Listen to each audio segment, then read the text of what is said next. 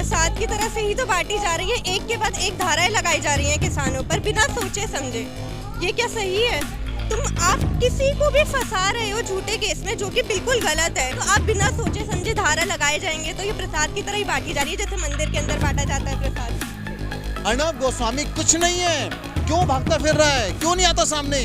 अर्नब गोस्वामी, कंगना रनौत, ये ऐसे कुछ जमूरे सरकार ने पाले हैं। इनका एक ही काम है, बस बसते जाओ, हंसाते जाओ। आप जिस समय न्यूज चैनल शुरू होते हैं ना, मैं गारंटी के साथ कहता हूँ आप भी अर्नब गोस्वामी को शो नहीं देखते होंगे। मैं तो नहीं देखता।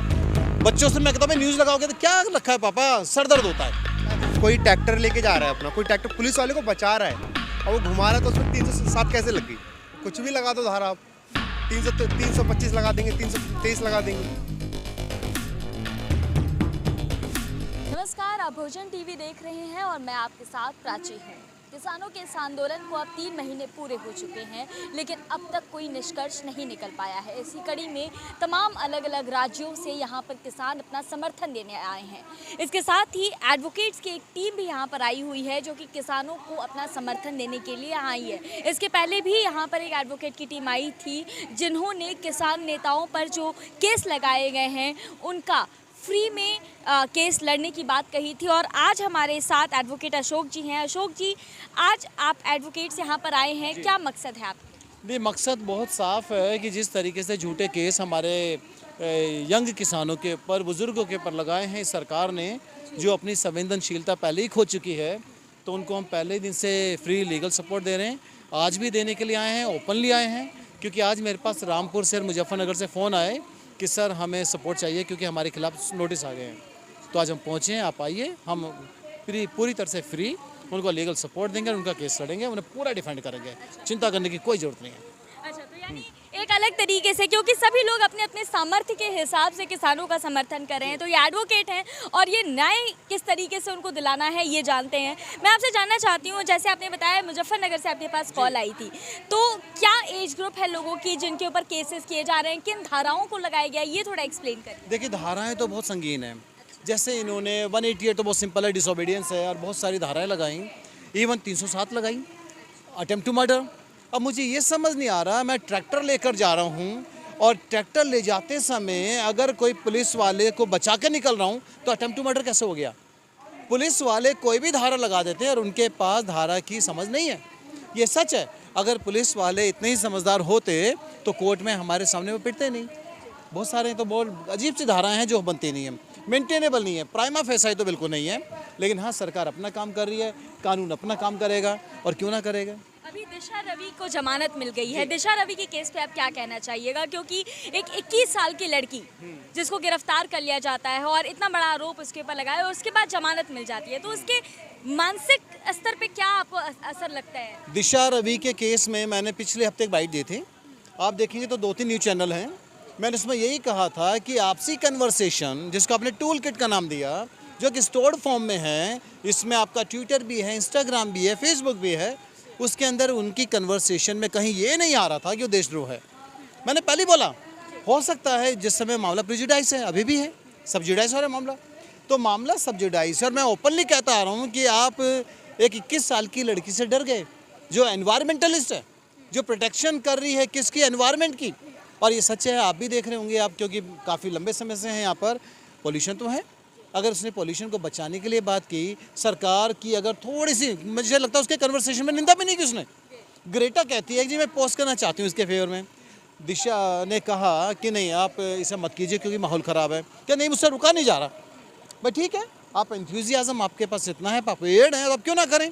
तो कल ऑनरेबल कोर्ट ने कहा, ऑनरेबल कोर्ट की एक टिप्पणी मुझे बहुत अच्छी लगी कि वो लोग जो बड़े प्रेम और उदासीन हैं, विनम्र भाव से बात करते हैं, उनसे अच्छे वो लोग हैं जो मुखर हैं और खुलकर बात करते हैं। तो ये दिशा रवि, बिल्कुल मुझे पूरा उम्मीद है कि जब उसका ट्रायल चलेगा, ट्रायल के प्रोसेस में जाएगा, तो बिल्कुल निर्दोष ठहरी जाएगी। अर्नब गोस्वामी के ऊपर कुछ नहीं कर रहे, ये बड़ा दुर्भाग्य है। लेकिन जी बिल्कुल, मैं अर्नब गोस्वामी के बारे में आपसे बात भी करना चाहती थी, क्योंकि जो चैट उनकी लीक हुई है, आपने दिशा रवि के ऊपर तो चलिए उनको गिरफ्तार भी कर दिया, लेकिन अर्नब गोस्वामी के ऊपर जब इतना बड़ा केस लीक होता है और उसके बाद उन पर कोई कार्रवाई नहीं होती है, तो कहीं ना कहीं कोर्ट पर भी सवाल खड़े होते हैं। देखिए, ये कोर्ट की बात नहीं है, कोर्ट का इसमें कोई रोल नहीं, क्योंकि अरेस्ट कोर्ट नहीं कर रहा, अरेस्ट पुलिस कर रही है, पुलिस प्रशासन के अधीन है। कोर्ट तो इंडिपेंडेंट है, जुडिशरी तो इंडिपेंडेंट है, एग्जीक्यूशन अपना काम कर रहा है। अब आप अगर अर्नब गोस्वामी की बात करें, अर्नब गोस्वामी तो पूछता है भारत पूरा ड्रामा करके, उसने किसकी निंदा नहीं करी। अर्नब को छोड़ो ना, बहुत सारे अर्नब पैदा हो गए हैं, मेन स्ट्रीम में तो सुनना ही नहीं चाहते।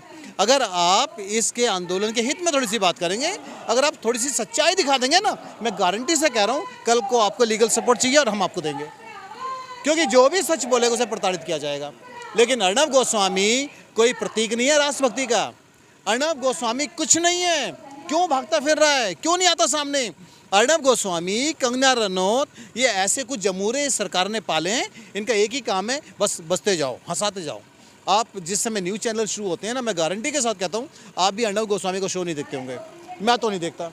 बच्चों से मैं कहता हूँ न्यूज़ लगाओगे तो क्या रखा है पापा, सर दर्द होता है। अब न्यूज़ चैनल के प्रोग्राम्स के नाम देख लो, टक्कर, भाई आप कहाँ टक्कर मार रहे हो, आर पार। अमीश देवगन आर पार तलवार से ऐसे काट देता है जैसे पता नहीं दो देश को विभाजन कर डाला, पूछता है भारत क्या है ये, कुछ नहीं समझ आ रहा। ये मानसिकता खो चुके हैं। सही मायने में जर्नलिज्म की हत्या इन लोगों ने कर दी। हमारा जो चौथा स्तंभ होता था ना लोकतंत्र का, इन्होंने उसको ख़त्म कर दिया। ये गुलामी की प्रकाष्ठा है, ये लोग नहीं बोलेंगे और इन्होंने बर्बाद करके रख दिया। इनके कारण जर्नलिज्म से लोगों का विश्वास भी हट गया है, ये सच्चाई है। इसी कड़ी में एक और सवाल है मेरा आपसे कि कई किसान नेताओं पर भी केस दायर किए गए हैं और उनको एक तरह से मानसिक रूप से ये समझाने की कोशिश की जा रही है कि आप अगर आंदोलन करेंगे तो हम आपके ऊपर ऐसे कार्रवाई करेंगे। तो क्या लगता है आपको कि क्या ये आंदोलन को कहीं ना कहीं कमज़ोर करने की कोशिश की जाए? आंदोलन को कमज़ोर करने की इन्होंने बहुत पहले कोशिश की। इन्होंने जब आंदोलन में हिंदू मुस्लिम का कार्ड खेला, जब एक महेंद्र कौर आई उसको बिल्किस बानो बोल दिया, कंगना रनौत, और फिर आतंकवादी बोल दिया। फिर एक सरदार हमारे जो सिख समुदाय का बच्चा है जो आंदोलन में बढ़ चढ़ कर हिस्सा ले रहा है तो उसको आतंकवादी बोल दिया, तो किसी को पाकिस्तानी बोल दिया। इन्होंने तो बहुत पहले की थी। फिर एक से अलग से एक इन्होंने नैरेटिव डेवलप किया। वो नैरेटिव क्या थे सरकार की मानसिकता का कि ये किसानों को आंदोलन नहीं है, ये जाटों को आंदोलन है। तो उन्होंने फिर जाट कार्ड खेलना शुरू किया। वो तो हमारे किसान हैं, भावुक किसान हैं, बहुत इमोशनल है, एक दूसरे के साथ जुड़े हैं। ये बुलंदशहर और बिजनौर से हैं, ये मुजफ्फरनगर से हैं, मैं गाज़ियाबाद से हूँ। पूरा छोटा सा आपको देश मिल जाएगा यहाँ पर। मेरे आंध्रा के, तमिलनाडु के लोग बैठे हैं, मेरे पुडुचेरी के लोग बैठे हैं, सारे अपने छोटे छोटे घरों में कष्ट झेल के बैठे हैं इधर। अच्छा, दूसरी बात है, रही बात है जो किसान नेताओं के ऊपर इन्होंने केस किए। देखिए, हर आंदोलन में जब केस होते हैं ना, क्या होता है, जब रण के मैदान में जाते हो तो आपको मेडल मिलते हैं। केस तो आंदोलन की गौरव है, गहने हैं। तो हम तो गहने पहनने के शौकीन हैं, और हम नहीं पहनेंगे तो कौन पहनेगा। ये देश तो आंदोलन पे बना। ये देश में कहाँ कौन सी सरकार आंदोलन से नहीं बनी, कौन सा नेता आंदोलन से नहीं बना। मोदी जी आंदोलन नहीं किया इन्होंने, क्या भारतीय जनता पार्टी आंदोलन नहीं किया? लेकिन वो तो आंदोलन करने वालों को आंदोलनजीवी कह देते हैं। ये उनकी मानसिकता है ना, ये उनकी मानसिकता है। आप मुझसे क्वेश्चन कर रहे हैं, आप मुझसे कटु क्वेश्चन पूछते हैं, तो मेरा परम कर्तव्य है कि मैं उनको आंसर दूं और सटीक बातें बोलूं। आंदोलन जीवी का क्या मतलब है? अब आंदोलन जीवी तो उनके वीके सिंह साहब आंदोलन से निकले हुए कीड़े थे, उन्हीं के है ना नेता। आपकी किरण बेदी जी आंदोलन से निकली हुई जीव हैं। अन्ना हजारे को बिठा देते हैं पपेट बना के, वो आंदोलन जीवी। सत्ता परिवर्तन जो शीला गवर्नमेंट का हुआ वो आंदोलन जीवियों ने किया। स्पॉन्सर्ड किसका था? बीजेपी का। तो ये ऐसा भाषा शोभनीय नहीं है। और एक उच्च पद पर बैठा हुआ जो संवैधानिक पद पर है, हमारे आदरणीय प्रधानमंत्री जी हैं, उनको ऐसी भाषा बिल्कुल नहीं बोलनी चाहिए थी। और बहुत दुख है इस बात का। और जितने भी केस हो रहे हैं किसानों के ऊपर, किसान डरने वाले नहीं है। अरे हमें क्या फ़र्क पड़ना है, ये कहते हैं पैसा नहीं देंगे, मत दो पैसा। आज आप एक चीज़ देखो, हमारे यहाँ इस आंदोलन में वस्तु विनिमय प्रणाली हो गई। आपको ट्रेडिशनल इकोनॉमी के दर्शन हो जाएंगे। आप गुड़ लेकर आ जाइए, आप ये मुझे दूध देते हैं, मैं इनको दाल चावल खिलाता हूँ, पैसों की ज़रूरत ही नहीं है। कभी ये फंडिंग की बात करते हैं, इन्होंने बहुत कोशिशें की और इनकी कोशिशें कभी कामयाब नहीं हो सकती। हमारे साथ कुछ युवा एडवोकेट्स भी हैं, उनसे भी हम बात करेंगे। क्या नाम है आपका? संजना। संजना जी, आप यहाँ पर आए हैं, आपने बताया कि यहाँ पर जिन लोगों के ऊपर केसेस किए जा रहे हैं, किसान आंदोलन से जुड़े हुए जो लोग हैं, उनको रिजॉल्व करने के लिए आप लोग यहाँ पर आए हैं। तो सबसे पहले तो ये बताइए कि ये आइडिया कहाँ से आया आप? ये कोई आइडिया नहीं है, हम न्यूज़ चैनल, टीवी, हर जगह ये देख रहे हैं कि किसानों के साथ कितना गलत किया जा रहा है, उन पे गलत केस, झूठे केस लगाए जा रहे हैं। तो हम उनको आज यहाँ सपोर्ट करने के लिए आए हुए हैं, जिनकी उनको ज़रूरत है इस टाइम पे। अगर हम सपोर्ट नहीं करेंगे तो फिर कौन सपोर्ट करेगा? लेकिन ये एक तरीके का सोशल वर्क है, मुझे लगता है कि आप लोग फ्री में ये सुविधा देने वाले ज़रूर, हाँ, हम ये जो सर्विस है हम ये फ्री में ही दे रहे हैं लोगों को, क्योंकि ये लोग अपनी मांगे मांग रहे हैं जो कि मोदी सरकार ने गलत तरीके से इन पे थोप दी गई हैं। एक सवाल और है मेरा। राकेश टिकैत जी ने कहा था कि प्रसाद की तरह से बांटी जा रही हैं धाराएं, जैसा कि अभी आपने बोला भी, तो उस बयान को आप कैसे देखते हैं? प्रसाद की तरह से ही तो बांटी जा रही है, एक के बाद एक धाराएं लगाई जा रही हैं किसानों पर बिना सोचे समझे। ये क्या सही है? आप किसी को भी फंसा रहे हो झूठे केस में, जो कि बिल्कुल गलत है। वो तो सामने आ ही जाएगा, जैसे जैसे एविडेंस सामने आएंगे, जितना हमारे पास केस स्टडी करेंगे तो हमें उसके बारे में पूरा पता चलेगा कि एग्जैक्टली हुआ क्या। जब भी तो आप बिना सोचे समझे धारा लगाए जाएंगे तो ये प्रसाद की तरह ही बांटी जा रही है, जैसे मंदिर के अंदर बांटा जाता है प्रसाद। हाँ। आपका नाम सर? तरुण गुप्ता। तरुण जी, पहले तो ये बताइए कि अभी आंदोलन में आपको आके कैसा लग रहा है? बहुत बढ़िया लग रहा है, शुरू से पहले दिन से साथ है सर। पहले दिन से आ रहे हैं। अभी मैं आपसे जानना चाहती हूँ कि जिन लोगों पर केस किए हैं, जिन किसान नेताओं पर केस किए हैं, उनको देख के आपको क्या लगता है कि कैसी धाराएं लगाई गई हैं और क्या वो धाराएं जायज़ हैं?